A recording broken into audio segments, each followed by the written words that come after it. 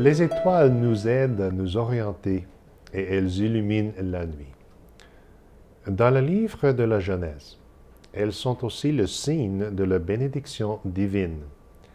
Elles annoncent la promesse de Dieu à Abraham. Sa descendance et celle de Sarah sera innombrable. Dans le livre des Nombres, une étoile est de nouveau le signe et la promesse de ce qui adviendra. Je le vois, mais non pour maintenant. Je l'aperçois, mais non de près. Un astre issu de Jacob devient chef. Un sceptre se lève, issu d'Israël.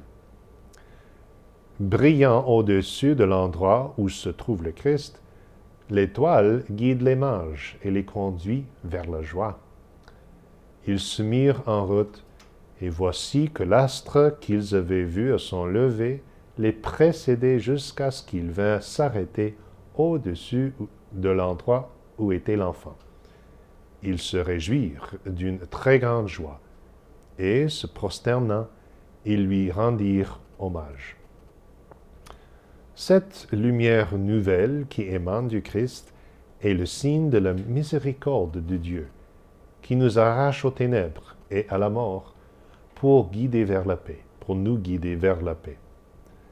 Grâce au sentiment de miséricorde de notre Dieu, dans lesquels nous a visité l'astre d'en haut, pour illuminer ceux qui demeurent dans les ténèbres et l'ombre de la mort, afin de guider nos pas dans le chemin de la paix. Les ténèbres et la mort prennent différentes formes dans notre monde.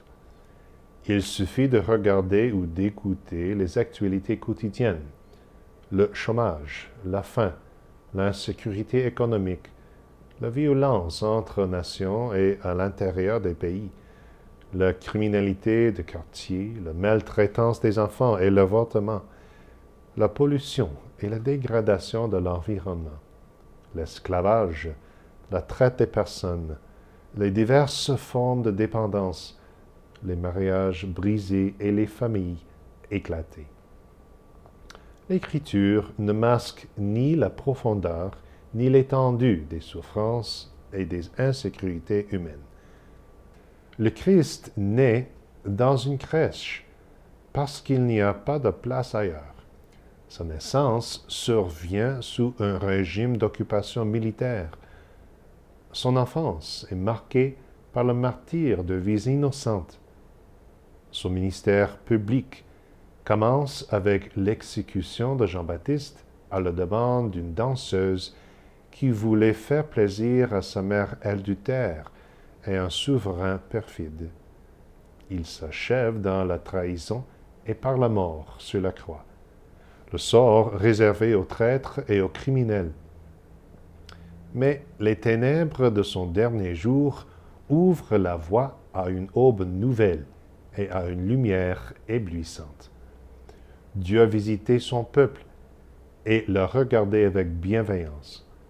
La nuit de la souffrance humaine a été traversée par la lumière.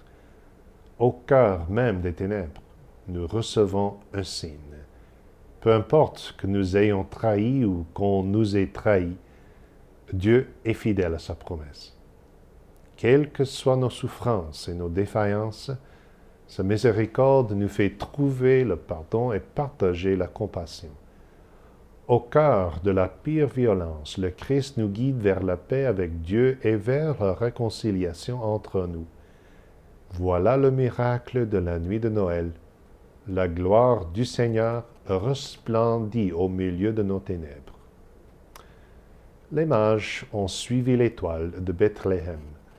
Elle les a guidés dans leur quête et leur cheminement vers la proclamation de la vie. Le labeur des bergers dans la nuit a été transformé. Ils sont joints à la troupe céleste dans l'émerveillement, la louange et l'action de grâce. Puisse l'étoile du Christ relever vos espoirs et vos cœurs en cette nuit de Noël. Puisse sa lumière briller sur nous et nous guider sur le chemin de la paix.